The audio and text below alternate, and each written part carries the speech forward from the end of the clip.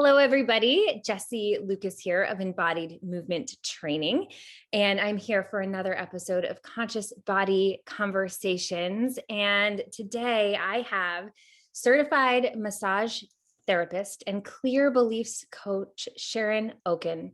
Now, we connected because we speak the same language as far as movement and health and well-being and body work. And Sharon shares this belief of, our we should have these tools at our fingertips to really kind of be able to ground, to bring our energy back, to bring our wellness, our sense of well-being back into ourselves. She has been walking the walk, talking the talk for a good long while now, and as far as I'm concerned, is an expert on the path.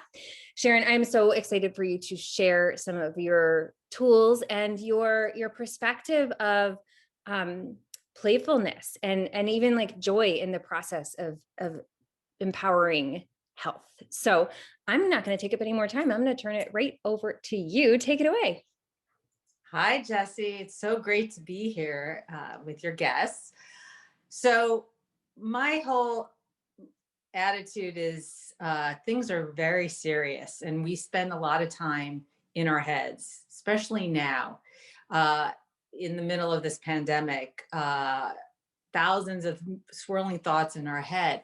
And I've been thinking about the best way to approach this, because mindset and positive affirmations and so forth is wonderful. But how do we bring it back to our bodies? How do we bring it back to the calmness that our bodies are able to do and be in the framework of the middle of crazy stuff going on? So some of the things that I've been working on and sharing with other people are silly, playful things, as you called hacks. They're sort of mind-body hacks to sort of get us back into our bodies, to maybe access our breath, to access what our bodies are capable of doing. So I'm going to give you a for instance. When fear comes into play, we freeze. And we talk about this, the flight, the freeze, and so forth, fear mode. And it's really impossible when you're stuck in freeze to think positively. So I just do simple techniques that I need to do every day to sort of calm my body, access my breath, and so forth. So some of the things are actually pressure points around the body that I access. So simple things like, for instance, the sternum right here is, this is the chest plate on the chest. Sternum is right on top of the thymus gland. And as a massage therapist, I've been a massage therapist for 25 years. Every time I would massage this area, gentle, deep, whatever it was, a lot of times people would cry. And I never understood it until I started researching it a little bit further. But this is, think about it. If your immunity cells are coming through this thymus gland underneath, it's responsible for a lot. Your lungs are here, your heart is here. And so just getting into a simple thing. So if you're sitting at a desk, whatever you're doing, you're on the phone, you could just put your hand on the sternum. There is, pressure points along the sternum, but it's not necessary to figure out which, where, when, or, the different points. It's just making contact with your body. And then, putting both hands on your sternum and just taking a cleansing breath in and out. And do that a couple of times, in and out, exhale. And if you're still feeling kind of activated or anxious, you could even, start here, go down through your stomach. I'll stand up, and you could go towards your belly button And you could put your hands on your belly button or below your belly button and just envision sort of a line from your sternum into your stomach. And that sort of brings the energy down into your stomach and sort of settles all the organs in that area. It's just a simple mind hack throughout the day when you're feeling, stressed or whatever, just to get into your body. And you just uh, pay attention to your breath. That's it. And even further, what I would do is if you're still feeling activated, try to bring the energy down to your feet. And the easiest way I find, because I know all the pressure points on the feet, but that's too complicated. So I have this. It's called a trigger point roller, but you can get these on Amazon. They now come in balls. You put them on the ground and you rub your feet, your entire foot, the ball of your foot, the arch of your foot, the heel, and you just rub your feet across on both feet. And you could put this at your desk. It doesn't have to be apparent that you're actually rubbing pressure points on your feet. But again, it takes the energy from the sternum to the stomach down to your feet. And what does that do? That is, it connects you to the ground. And the ground has energy and so forth. The center of the earth, the gravity pull, and it sort of grounds you without having to do a lot of energy healing or meditation. It's a quick mind hack to get your body grounded and centered. Now, if that is not enough, there are other mind hacks that I offer. So in addition to that, I also carry around a sensory ball. This is, again, you can look it up on Amazon.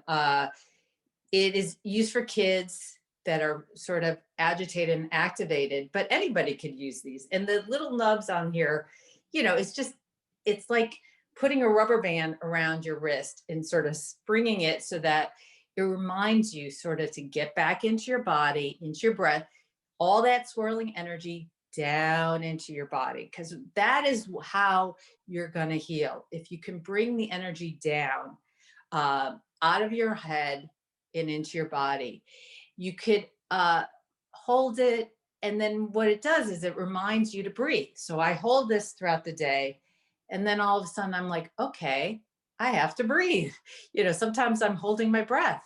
Even though I'm so aware of all this mind body stuff, I get very activated. I have a very sensitive nervous system. So I take this, I hold it. If that's not enough, I put it behind my back. I go up to a wall. I stand up to the wall.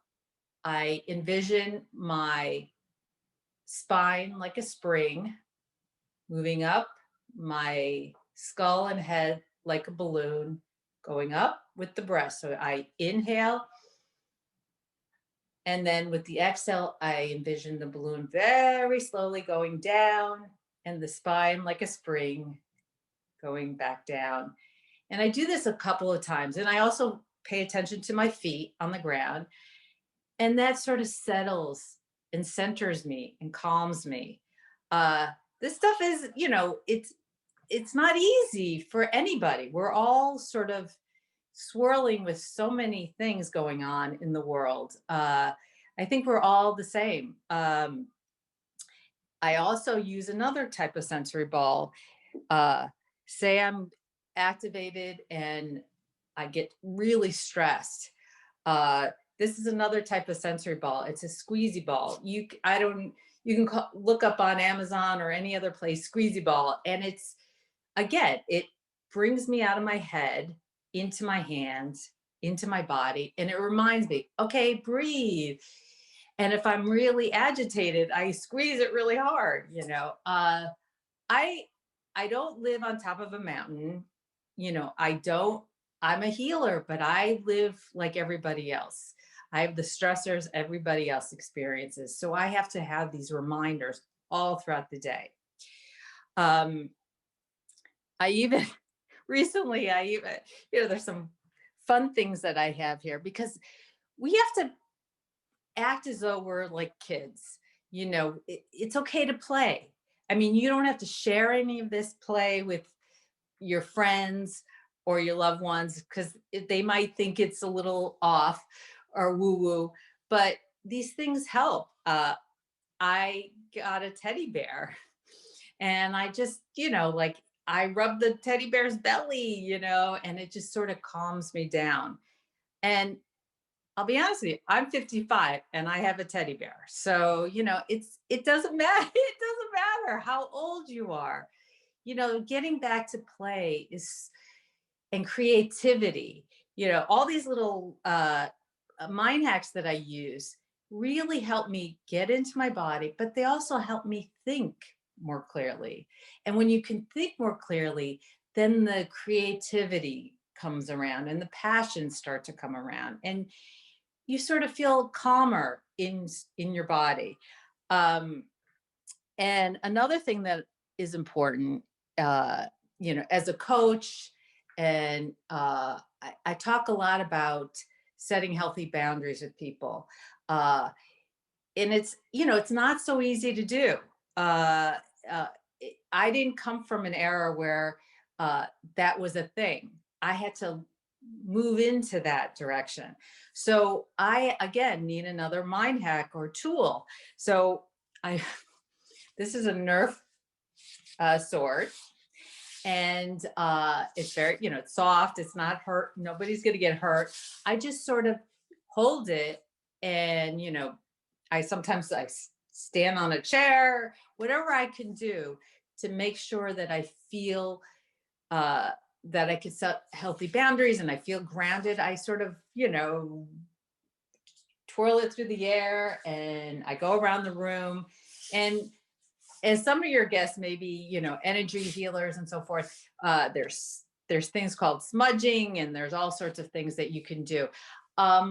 This is just as good. This is cheap sword on, on Amazon or wherever, any toy company. But it's all about being like a little kid. See how I'm smiling as I describe this? It's silly, but it's fun. And I don't think have felt like this since I was a little kid. And you know, I it, I used to play with my children when they were little, and it was so much fun. And I said, well, if they can do it, why can't I? So I've come up with these techniques. But the best thing that I could describe is just be patient with yourself. Um, this healing thing, it's not easy for anybody. Um, and Perfection is overrated. So, you don't have to be perfect at whatever I'm showing you. There's no special breathing technique that I'm talking about. Even if you have stuff around your house, you don't have to go and buy any of this stuff. It's just sort of a way to calm and center your body. And I'm going to leave you with one other mind body hack that is really relaxing for me. So I showed you the sternum, but the last thing is your lungs hold a lot of sadness and grief. So your lungs are here, your heart is here. And if you just cross your hands, go underneath your clavicle, that's your shoulder bone or whatever, and you go underneath, there is a valley and there are points there. And again, you don't have to be perfect. You don't have to know exactly where your fingers are going to land. Uh, and you just sort of massage a little bit and you breathe in and you breathe out and you think about your lungs, you think about your heart, you smile into your lungs as you're breathing in and out. Hi, lungs. Hi, heart. And it's very calming and soothing. And it's just very easy to do. Again, you're sitting at a desk, you're at work or wherever, you're at the dinner table and something activates you. You just put your hands here for a second. It doesn't really, you don't have to do it for a very long time. And you breathe in and you breathe out, and that's it. And if you want, there are other points, that are, if there are other tender points that are even lower, but it's not necessary. And then the last thing is you take your hands, you cover those points, you cover your lungs, and you do another breathing in and breathing out, another breathing in and breathing out, breathing in and breathing out. You can even close your eyes for a few seconds, but it's not necessary. And it's just another way to just sort of calm and soothe your body. And that's Uh, it.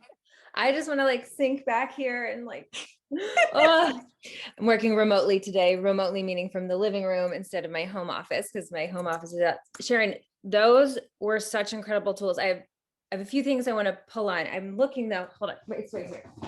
I, like you, have my own tools and toys. So this is one of my favorites. It's a hypersphere. It's hard plastic, but it has deep pulse vibration. So this isn't like a little like cheap, cheesy massager, but like it is.